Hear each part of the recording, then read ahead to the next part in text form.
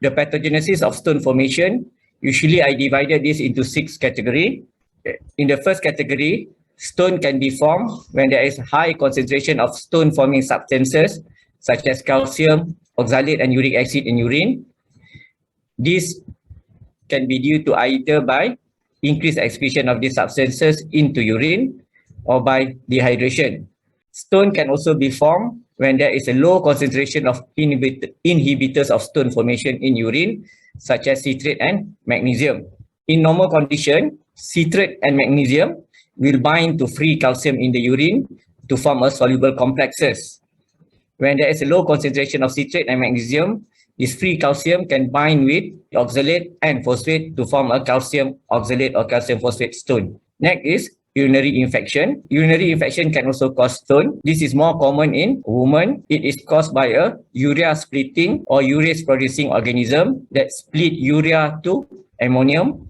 This ammonium will bind to magnesium and phosphate to form magnesium ammonium phosphate calculi, also known as struvite and staghorn calculi. The image here, you can see a left staghorn renal calculi there.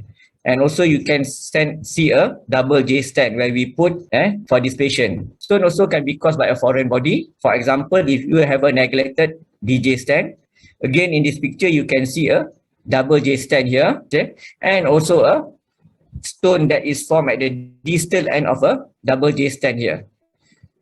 Okay, so in this picture or in this image, there are 2 stones. One is a staghorn renal calculi and the other one is encrusted stone at the distal end of the double J stand. Stone also can be caused by the presence of urinary stasis. This usually happen in 2 groups of patients. The first one is in a young patient with a congenital anomalies. For example, if they have a pelvic uteric junction obstruction or if they have a horseshoe kidney. In elderly, it is usually related to bladder outlet obstruction secondary to prostate enlargement. This image show a hydronephrosis of the right kidney. Yes, written right there. Finally, stone also can be caused by medication.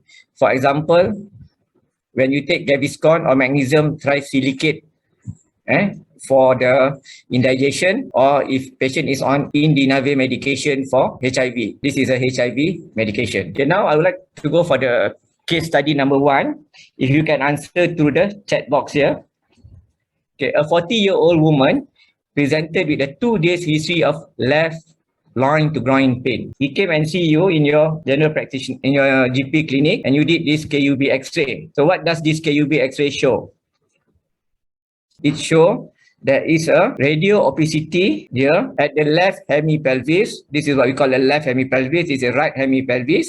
And when you measure it, it is about 7 millimeter. So what is your diagnosis then? Okay, so it is a left ureteric colic secondary to left distal ureteric calculi. Next, your question is, what is a distal ureter then? So basically, we can divide the ureter into 3, which is upper ureter, mid ureter, and lower ureter. So upper ureter is a ureter which is located above the posterior superior iliac spine. I think this is a posterior superior iliac spine. So this is a upper ureter, the line of the upper ureter. Mid ureter is located between posterior superior iliac spine here to the pelvic brim here.